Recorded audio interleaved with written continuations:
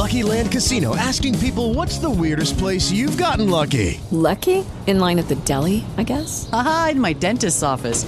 More than once, actually. Do I have to say? Yes, you do. In the car before my kids' PTA meeting. Really? Yes. Excuse me, what's the weirdest place you've gotten lucky? I never win and tell. Well, there you have it. You can get lucky anywhere, playing at LuckyLandSlots.com. Play for free right now. Are you feeling lucky? No purchase necessary. Void where prohibited by law. 18 plus. Terms and conditions apply. See website for details.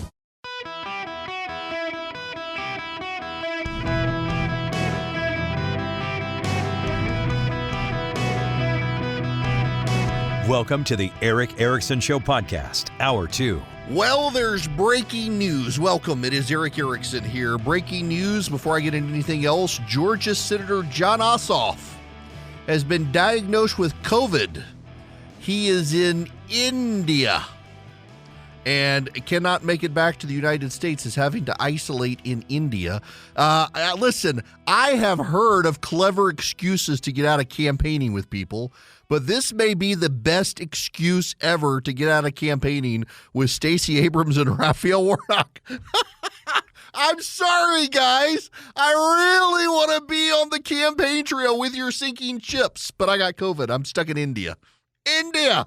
You knew mother. I'm sorry, it's an old, if you knew the Louis Grizzard joke, you know. All right, I have to move on. First, the phone number, 877-973-7425. Second, I need to lament. This is the hard day of the year for me. Apple is unveiling all of their goodness, and I am here with you guys and would really prefer to be there. And what makes it worse is the two jackwagons I employ to try to keep me in the news, they refuse to text me during the show. They're like, you've got work to do. You have to focus on your show and audience. They refuse to text me the updates of all of the grand and glorious great Apple goodness that is being unveiled. A buddy of mine, who will remain nameless, texted me and said, I'm sorry, Mr. Erickson, I must tune out the Eric Erickson Show to tune in the Tim Cook Show, but I will text you the grandeur that is unveiled, and I need it because they're coming out with new iPhones today and a new Apple Watch, maybe new AirPods, and none of you care, but I care, and what's the name of this show? Get it? Okay, now, to the real serious stuff. Can we talk about Mar-a-Lago for a moment? I want to say this out of the gate on the record. I don't care if it makes you mad. It was stupid of Trump to take that many classified and top secret documents to Mar-a-Lago. It was dumb. And if you follow along with it, they would have you believe that the FBI planted those documents there. The problem is they did not claim that in federal court. If they really believed the FBI planted the documents, why did they not claim it in federal court before a Trump-appointed judge? Because it didn't happen, and they're relying on dumb people to believe the dumb things that they say. It didn't happen. The fact of the matter is Donald Trump's team took a pile of classified documents from the National Archives or from the White House that were supposed to go to the National Archives that every other president did and complied with, and he alone decided not to. It was an unforced dumb error. And I know there are people that say, Barack Obama did it. No, he did not. I know they want you to believe that, but he didn't do it. To the extent there were some documents transmitted out of the White House by Barack Obama's team to head off to his presidential library that shouldn't have gone, they reverted them rapidly to the National Archives for review. The Trump team, they've been there for all this time. Now, listen, I don't think it's the national security threat the left is making it out to be, because obviously they've been there for 18 months and nobody's stolen them. But it was a dumb and unforced error by a team that regularly makes dumb and unforced errors, and it's become a distraction for Republicans trying to win in 2022. It was stupid to do. But also, there's some really stupid stuff from the other side too. And I want to talk to you through this story from the Washington Post that has everybody buzzing, because you got to pay attention here. Material on foreign nations' nuclear capability seized at Trump's Mar-a-Lago. Some seized documents were so closely held, only the president, a cabinet level or near cabinet level official, could authorize others to know. Now, follow along with me here in the wording, please. Listen to this. A document describing a foreign government's military defenses, including its nuclear capabilities, was found by FBI agents who searched former President Donald Trump's Mar-a-Lago residence and private club last month, according to people familiar with the matter, underscoring concerns among U.S. intelligence officials about classified materials stashed in the Florida property. Some of the seized documents detail top-secret U.S. operations so closely guarded that many senior national security officials are kept in the dark about them. Only the president, some members of his cabinet, or a near-cabinet-level official could authorize other government officials to know details of these special access programs, according to people familiar with the search who spoke on the condition of anonymity to describe sensitive details of an ongoing investigation. Documents about such highly classified operations require special clearances on a need-to-know basis, not just top-secret clearance. Some special access programs can have as few as a dozen government personnel authorized to know of the operation's existence.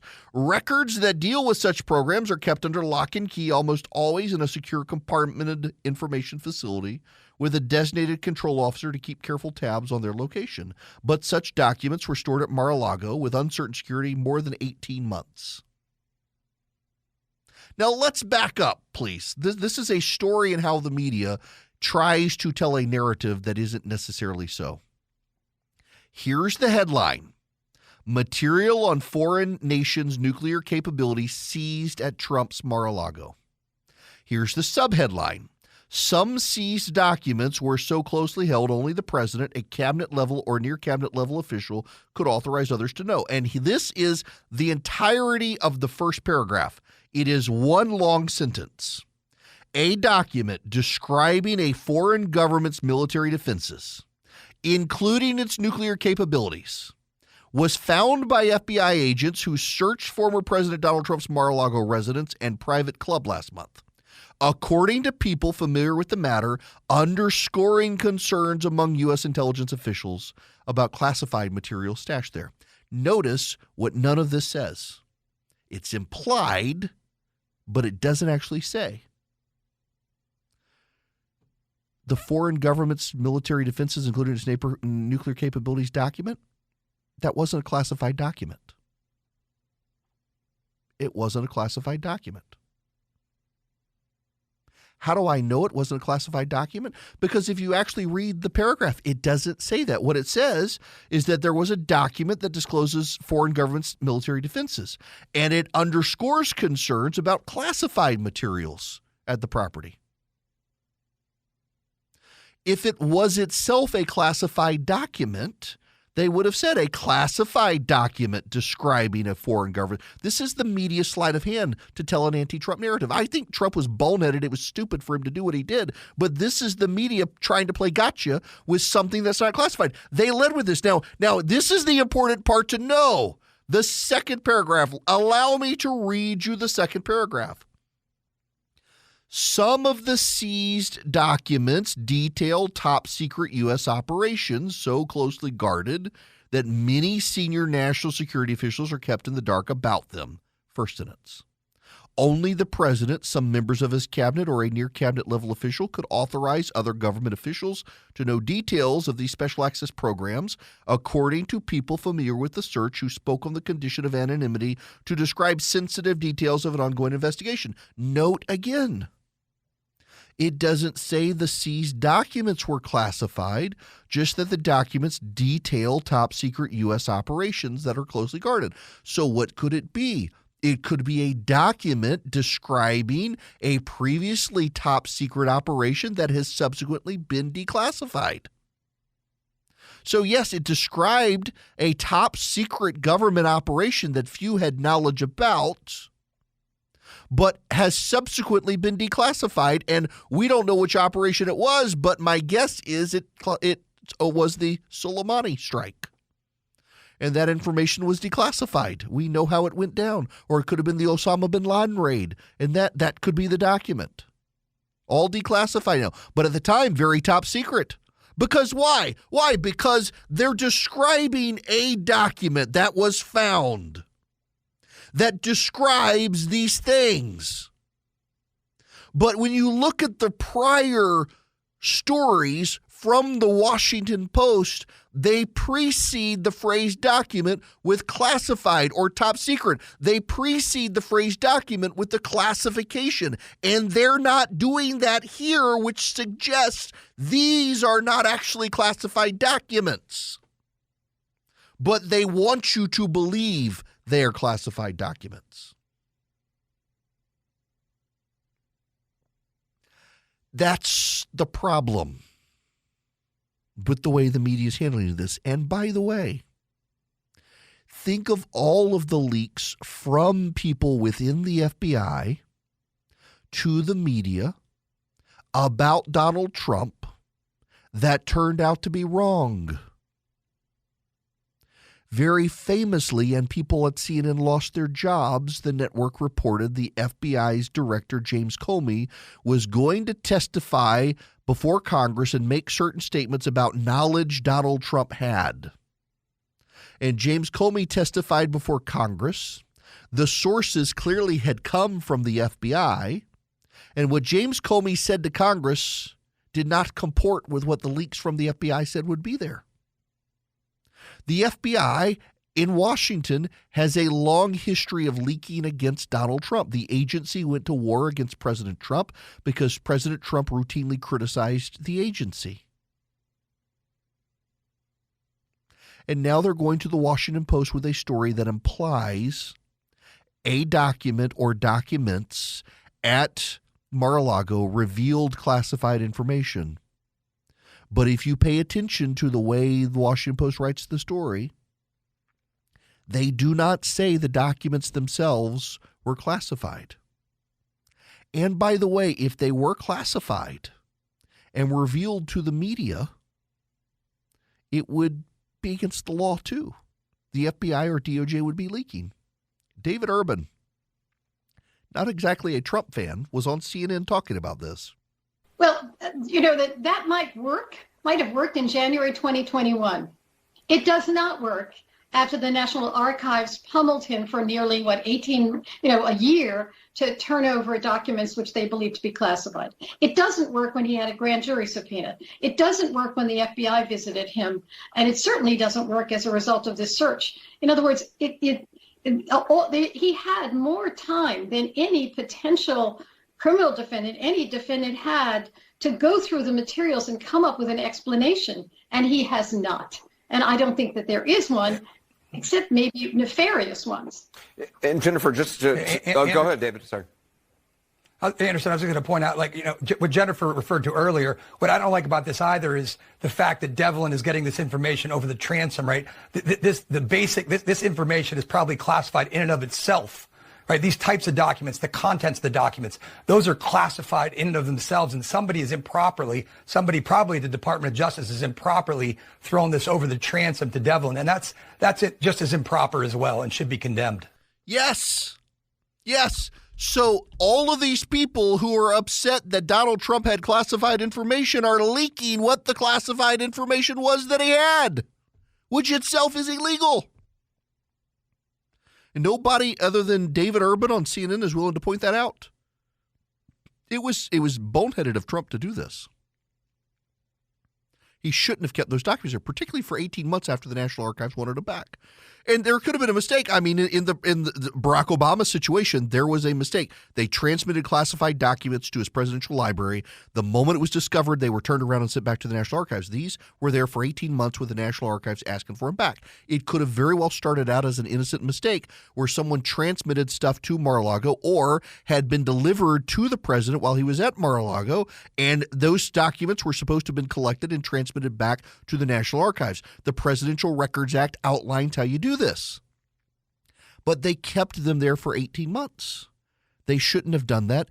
There would be no story here. There would be no story here right now had they followed the outline of the Presidential Records Act. But as much as I think it was a dumb thing for the Trump team to do, I think that would be remiss of anyone, and clearly the media is ignoring it, that the media is profiting off of leaks from the FBI and DOJ about classified information and what it was. The very things they're condemning Trump for keeping, we don't even know what he kept, but for the leaks from the FBI, undermining their own investigation and process. New Apple Watch. That's what I've got so far. New Apple Watch.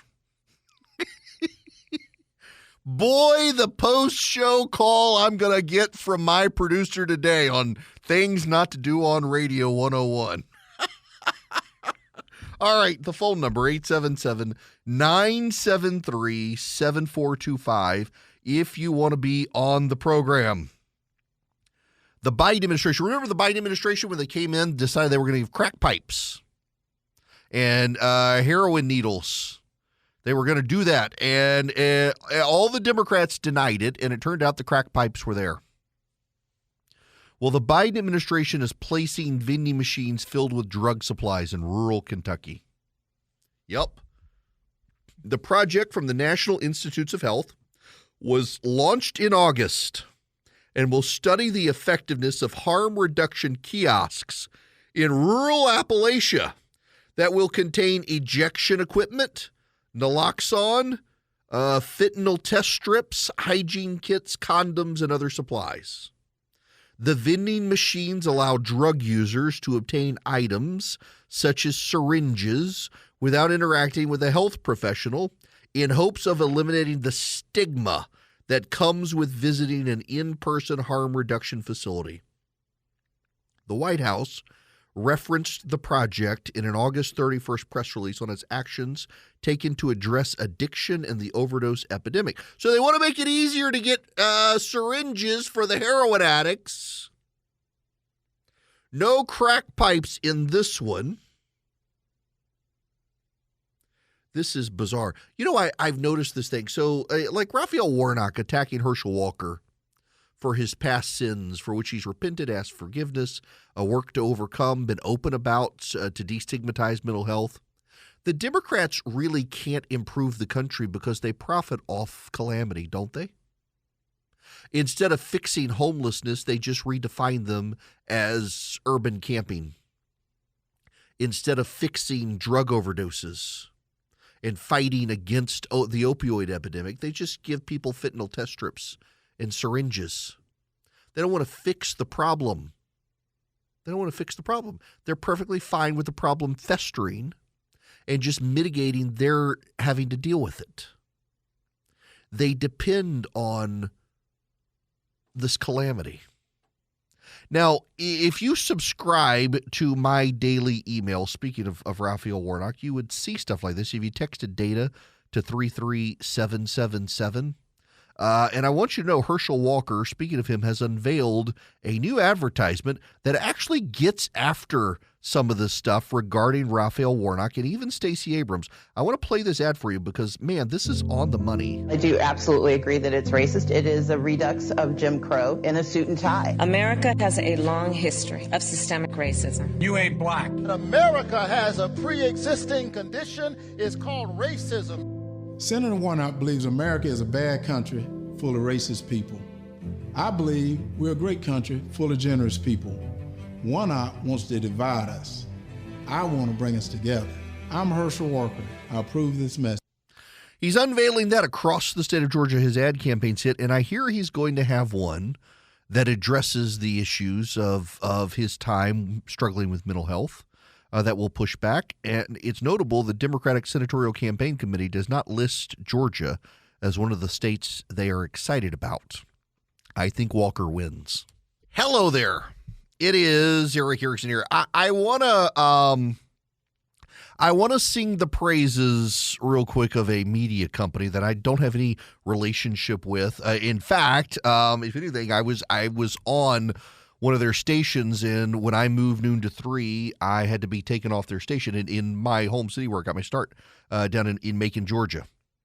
So for those of you who are new to the show, who haven't heard the story before, I think most of you have, but just real quick, I never set out to be a radio show host. Completely accidental at a Cumulus station in Macon, Georgia. I had left my law practice by then. I was on TV with CNN as a conservative contributor before moving over to Fox. I was the editor of redstate.com, and the local guy in the mornings there got arrested in a crack house. They needed someone rapidly to fill in. And so I got a call from the news director who asked if I would mind filling in. I had never done radio before other than filling in once for my buddy Kenny Burgamy down there, who had left the station since then, and they had brought in a new guy to replace him. And I was like, okay, sure. So I go try it, 6 a.m. to 9 a.m. every day. They asked me to do it for a day. The day became 2 days, became the rest of the week.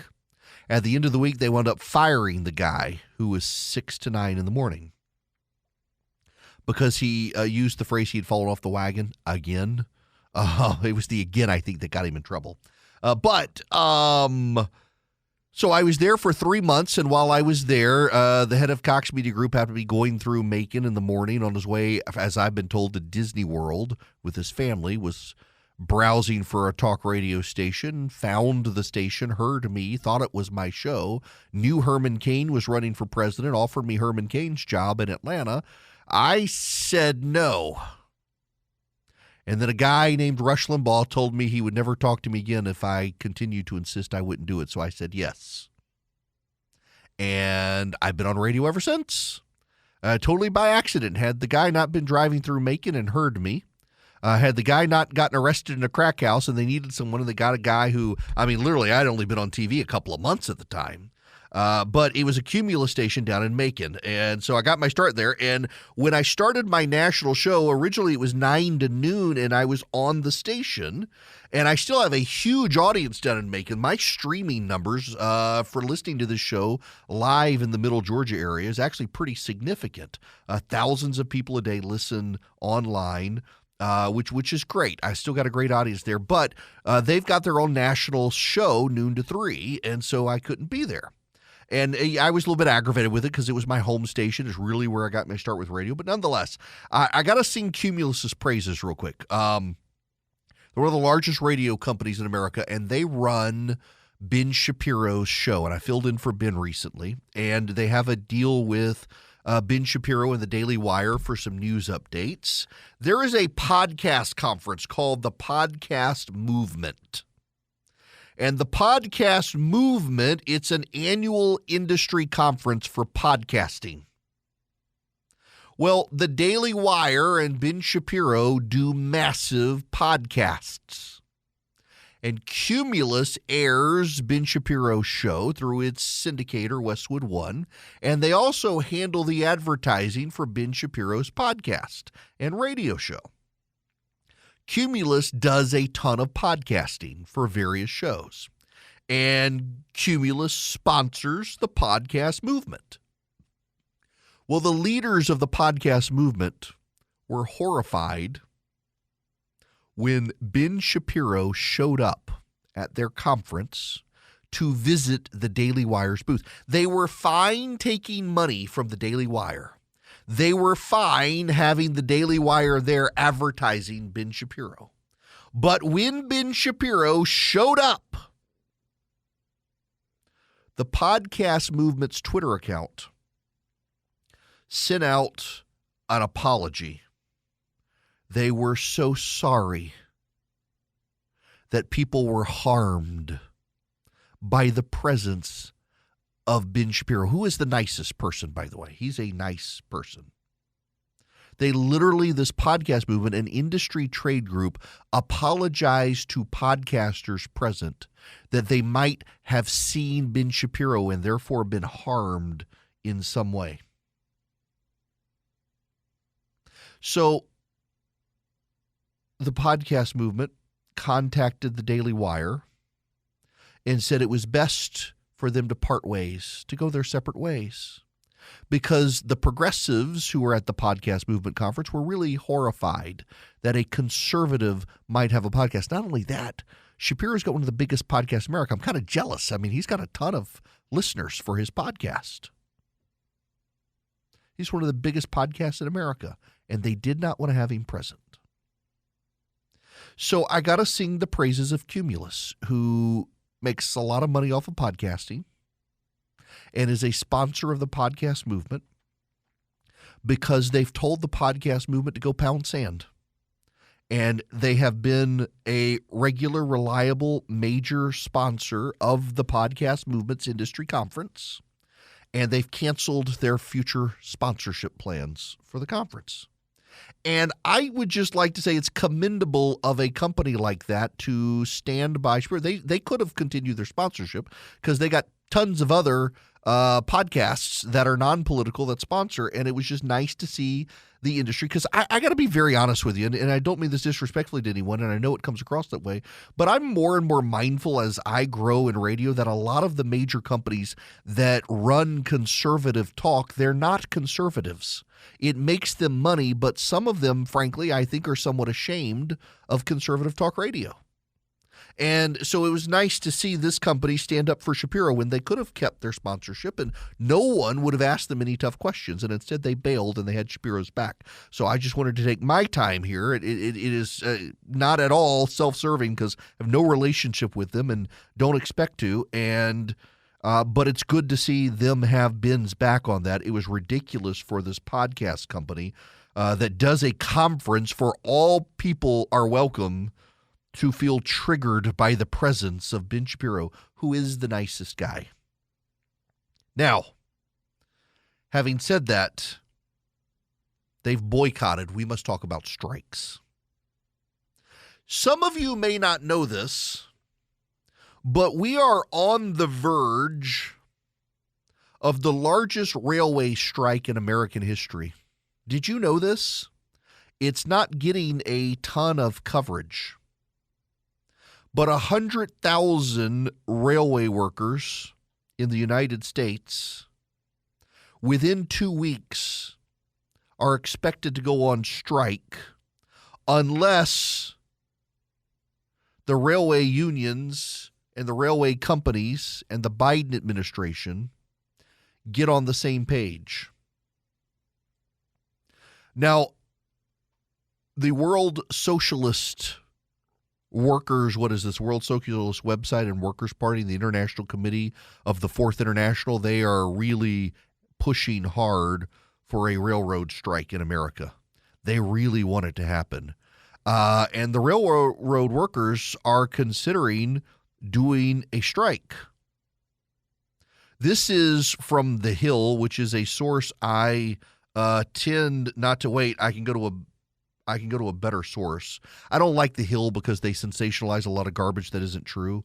I try to avoid them. But Workday, Minnesota has this story. Railroad unions continue their slow creep toward a settlement or strike. With contract negotiations, it affects 115,000 workers. On August 16th, the Presidential Emergency Board, convened by President Biden, issued its recommendations for a settlement. Many rail workers say they fall short and are prepared to strike.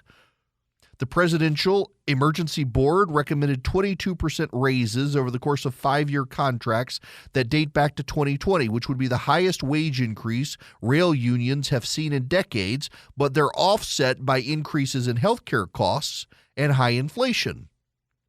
The Presidential Emergency Board refused to touch any of the union demands on work rules and conditions, either denying them outright or suggesting the union return to negotiate and arbitrate. They're on the verge of a railway strike in this country that could cripple the economy. 5 of the 13 unions representing rail workers have reached tentative agreements with railroads to enact the president's recommendations. But the bulk of railroad workers belong to unions that haven't yet agreed to a deal. More than 9 in 10 railroad workers would vote to reject what the president's recommendations are and go on strike, according to a survey. But the workers could change their mind when faced with the prospect of years of back pay and the reality that Congress can take away their main source of leverage at any time. Federal law gives Congress the power to block or delay a railroad strike. If workers were to walk out lawmakers could vote to enact the president's deal or appoint arbitrators. Here's the problem for the Democrats. If they strike, it cripples the economy as we head into the midterms, and it's not just them. UPS workers and Teamsters are on the verge of a strike as well right now. In a new union contract, Rob Becker, who worked as a delivery driver for UPS in Queens, New York, and other workers who've been pushing for better overtime protections, would see an elimination of a second tier of delivery drivers who are paid less and provided with less protections. UPS workers and the Teamsters have signaled preparations to strike to win demands in a next union contract that would benefit that second tier of delivery drivers. In August, Teamsters International launched the contract fight at UPS as the union leadership, newly elected in 2021, has signaled an end to accepting concessions in union contracts with UPS. This, too, could upset the economy right as the midterms beckon. And here's what the railway workers and the UPS workers think. They're emboldened by having Democrats in charge of Congress. And they know that they could hurt the Democrats in November if they go on strike. And so if they go on strike, the Democrats in Congress will give them everything they want. It's not a coincidence there have been a series of news stories in the last couple of months about the resurgence of labor unions and how suddenly they're deeply popular. There's been a big PR campaign by the labor left to get people to embrace private sector unions. And pay no attention to them driving up costs and things like that for you. You got a lot of people who now suddenly believe the union line. If they go on strike, they hurt the economy.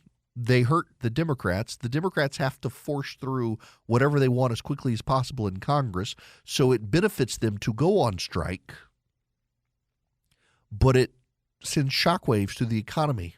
And by the way, don't look now. The Federal Reserve is on the verge of raising interest rates another 0.75%. This is only the second day in 2 weeks the Dow has been up. It's up right now over 300 points. The NASDAQ over 163 points. This is it. This is the second day in 2 weeks the Dow has been up. As word comes that interest rates are going to go up again, and now you've got UPS workers and railroad workers across America considering a strike that will hurt the economy in the run-up to the midterms. Just as the general election season begins, there are all sorts of problems and landmines out there for the Democrats. In fact, way more for them than the GOP right now. And any sort of economic crippling right now could hurt any of the last remaining momentum Democrats have, and they kind of know that too. And then there's the other issue for the Democrats they're going to have to deal with: crime, which we will get to. Right now, though, I want to remind you about Patriot Mobile. You know, I read you the article yesterday. They're being attacked by the left because Patriot Mobile, one of the areas that they're using your dollars as a company, what they do is they take a portion of their profits that you help them generate and give it to conservative causes. One of the things they're doing is they're taking on woke schools. So they've actually run school board races in Texas. 11 out of 11 school board races have been successful. They're taking over school boards, putting conservatives on. They're funding these efforts, and they fund their efforts by you taking your business to them. Are you tired of woke school boards? Take your business to Patriot Mobile. All you got to do is go to patriotmobile.com/Eric, patriotmobile.com/ERICK. You get guaranteed great service. They use the same towers everyone else uses. They not only take a portion of the profits you help them generate and give it to the conservative cause, they're highly effective at it. 11 out of 11 races this past year they've won, and they're continuing to grow and expand and help the cause, so much so they're getting attacked by the left now. You can do business with them by going to patriotmobile.com/Eric or call them. 100% U.S.-based customer service. 972-PATRIOT is the number. Tell them I sent you. You get free activation. Hello there. It is Eric Erickson here. The phone number is 877-973-7425. Should you wish to be on the show, I want to go to a phone call here to one of the railroad workers who's considering striking. Brian, welcome to the show. Hey, thanks for having me. Sure. I really enjoyed your show. So, okay, really explain this one to me with what's going on there, because I've heard about this for a couple of months, thought it was resolved, and now I'm seeing headlines you guys may go on strike. Yeah, we've reached that point. It's not about money. They're trying to throw money at it to make it go away, and it's about a quality of life issue more than anything. Cameras and drones, and there's no time off. If you get sick over the weekend, there's a dependency policy that's just not livable for normal people. Yeah, okay. So talk to me a little bit, because I've got some friends of mine who work for one of the major rail companies who will go nameless, and he tries to explain to me that because the federal government can jump in and intervene on the rail system and essentially force its will, that it's not the benefits of stuff, it's the work conditions for a lot of railroad workers. They're not what normal people would think of as safe, and that there's not a lot of trust there, and you don't actually have the normal sick days and things that most people would in a job. Well, no, we don't have any sick days. Yeah. No, you can't be sick. You're not allowed to be sick. It's just about the conditions. It's work conditions more than money. And Wall Street has taken over the railroads, and we have a lot more invested in these companies than these Wall Street investors. Right. They don't have anything invested personally. Whereas all of us, we've got our entire careers invested in. So now, is it true? Because you say this, and I never quite really bought it, but here I am hearing you say it too. So if you get sick and you can't go to work and you don't have vacation days, you don't have sick, you've just got a limited allotment of vacation days, and that's it. You lose your pay. Right. Yeah, there's no sick days. And that was one of the things that we wanted in the contract, and that was what the emergency board just backed up and punted, the important things that we wanted.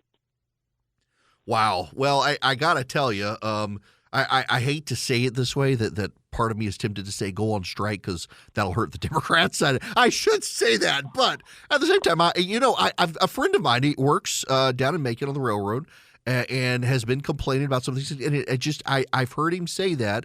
I was like, so how many vacation days do you get? Well, I mean, it's not like he gets a month worth of vacation if he's sick, and COVID threw everything for a thing. And he's like, if I'm sick, I got to go to work.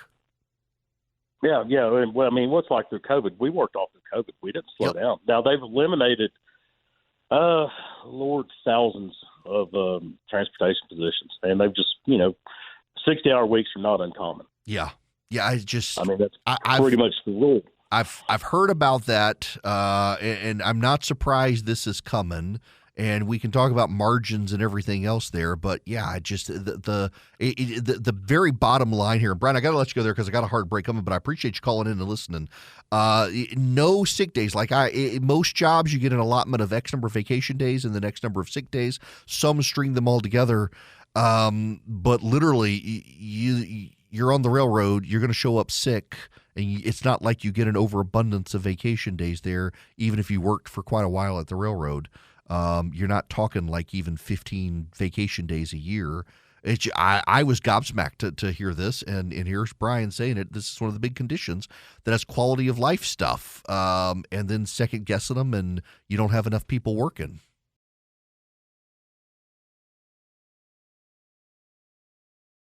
Step into the world of power, loyalty, and luck. I'm going to make him an offer he can't refuse. With family, cannolis, and spins mean everything. Now, you want to get mixed up in the family business. Introducing The Godfather at ChumbaCasino.com. Test your luck in the shadowy world of The Godfather slot. Someday, I will call upon you to do a service for me. Play The Godfather now at ChumbaCasino.com. Welcome to the family. VGW Group. No purchase necessary. Void where prohibited by law. See terms and conditions. 18+.